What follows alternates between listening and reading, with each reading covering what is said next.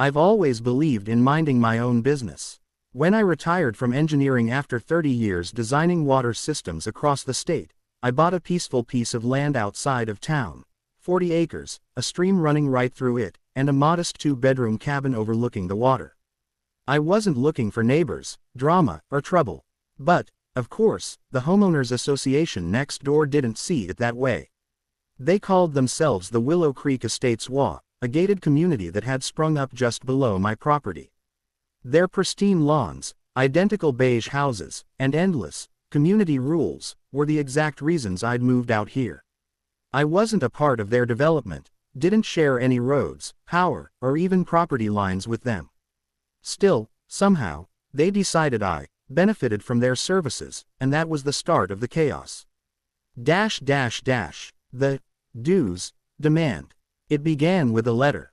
Dear Mr. Tanner, it read, as a property adjacent to Willow Creek Estates, you are subject to the shared community maintenance fees. Your unpaid balance is $4,822. Failure to pay may result in enforcement action. I laughed out loud. My property wasn't even on their plat map. The stream that ran through my land flowed downhill, passing near their backyards before draining into the municipal wetlands. I'd built a small earthen dam years ago to create a private pond for fishing and wildlife. It was fully permitted, approved by the state, and inspected regularly. But apparently, the WA believed my dam altered the community's natural water features, which, in their eyes, gave them some right to it. I ignored the letter. Then came another, and another. The third one was hand-delivered by Karen, the WA president. She was exactly what you'd expect. Short blonde hair, expensive sunglasses, and an aura of authority that reeked of entitlement.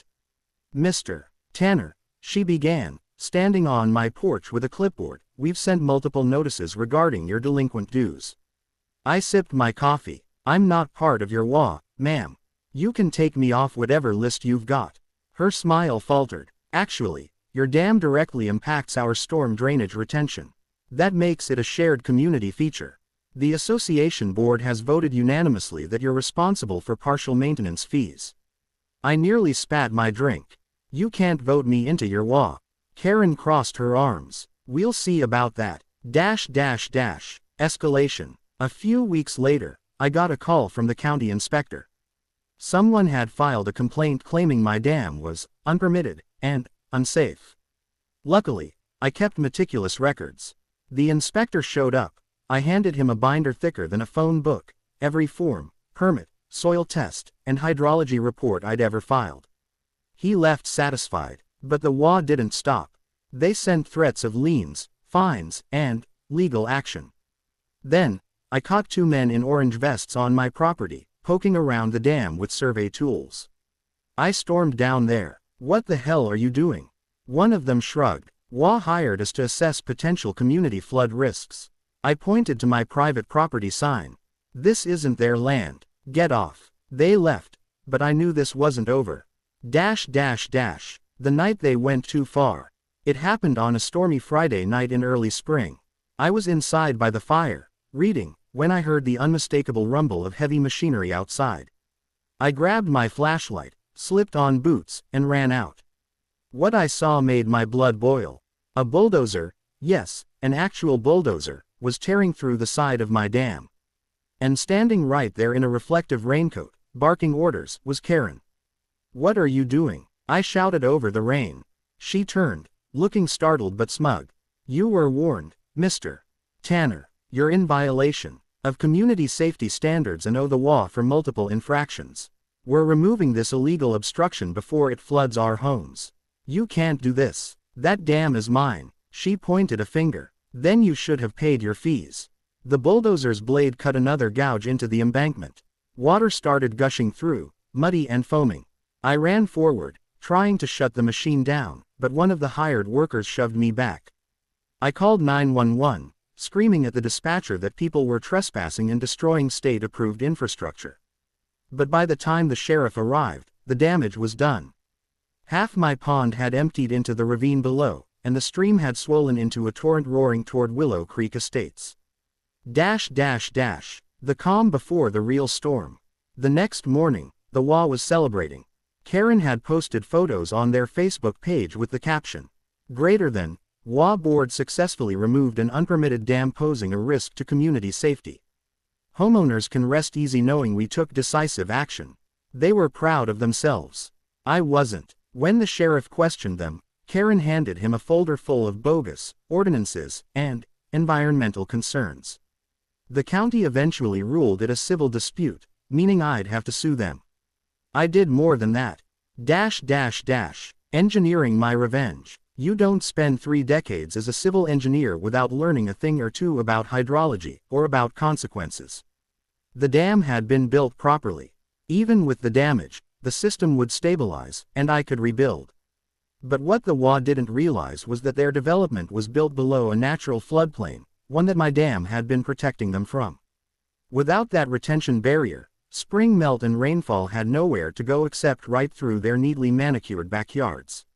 I could have warned them. I really could have. But after what they did, no chance. I spent the next week documenting everything: photos, timestamps, witness statements, and even drone footage of the damage. I filed an official report with the state's Water Resources Department, noting that unauthorized parties had tampered with a permitted structure. Then I called my insurance company, explained what happened, and they immediately classified it as vandalism and negligence by third parties. That same week, a major storm system rolled in, one of those multi-day downpours that makes rivers run brown and furious. The flood. It started with rain. By the second night, the ground was saturated, and runoff from the hills above began pouring into the broken dam site. The water roared down the newly opened channel, straight toward the Willow Creek subdivision. From my porch, I watched through binoculars as their retention pond overflowed, then their backyards turned into lakes. I could hear sirens in the distance, see flashlights darting across lawns as homeowners scrambled to save furniture from their basements. By morning, it was chaos. The creek had become a full-blown river, sweeping fences, lawn furniture, and even a few vehicles downstream. I walked down to the county road where emergency vehicles were parked. Karen was there, drenched, shouting at firefighters. "This is your fault," she screamed when she saw me. "You built that dam wrong." I folded my arms. "You mean the dam you destroyed?" She blinked, sputtering. You can't prove." "Oh, but I can." I pulled out my phone and showed her the video I'd taken that night. Her, in the rain, standing next to the bulldozer, yelling, "Take it down." Her face went pale. The fallout. The county declared a state of emergency for the area. Several homes were uninhabitable. Roads were washed out. Power lines had collapsed. Meanwhile, my property, higher up and properly drained, remained untouched. The state investigator visited again, and this time, he wasn't smiling politely. He was furious. "They destroyed a permitted flood control structure," he said. "That's felony-level negligence. The HOA's insurance didn't cover intentional property damage." Their legal fund evaporated fast under the weight of claims from their own homeowners, who now realized the flood wouldn't have happened if Karen hadn't interfered.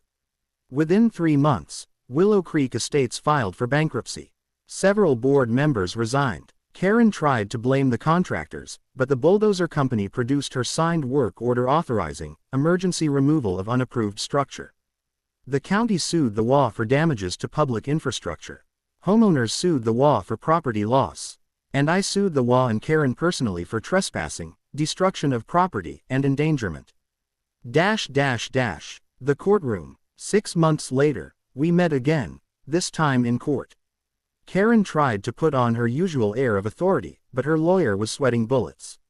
My attorney presented drone footage, emails, Facebook posts, and even the permit records showing that the dam was fully approved and inspected. When the judge saw the video of Karen shouting orders to the bulldozer crew, he leaned back and said, "This is the most reckless display of arrogance I've seen in 20 years. He ruled in my favor on every count. The HOA was ordered to pay $480,000 in damages to me, plus the costs of rebuilding the dam and restoring the stream. Karen herself was held personally liable for a portion of the damages, given her direct involvement. When she tried to protest that she was acting in the community's best interest, the judge replied, "You acted as if you were above the law, and your neighbors paid the price." Rebuilding. It took nearly a year to rebuild the dam, stronger, higher, and with reinforced spillways. The state helped expedite permits, given the circumstances, and even contributed to some of the funding since the structure now served as an official flood control measure for the area. As for the Willow Creek estates, half the homes were sold off as is to developers who turned them into rental cabins. The HOA was dissolved entirely. The remaining homeowners formed a volunteer committee to manage basic maintenance. No dues, no board meetings, and no Karens. One day, while overseeing the final inspection of my rebuilt dam, I noticed a familiar car parked by the old subdivision entrance. Karen stepped out, wearing plain clothes, looking years older. "I lost everything," she said quietly. "My home, my savings, my position." I nodded slowly. "You destroyed something that wasn't yours. Actions have consequences." She looked out at the water. "It was just a dam." I met her gaze. "No, it was the line you weren't supposed to cross." Epilogue. Now, when the sun sets behind my dam, the reflection of the water glows golden still. The frogs croak, the herons fish, and the land feels peaceful again. Sometimes, new hikers pass by and ask why the neighborhood below looks half abandoned, with cracked roads and ghostly driveways. I tell them the truth. Their wa tried to mess with nature, and learned the hard way you can't outvote a flood. And every time a storm rolls in and the rain starts to fall, I pour myself a cup of coffee, sit on my porch, and watch the water rise just enough to remind me how close arrogance can bring a person, or an entire community, to sinking.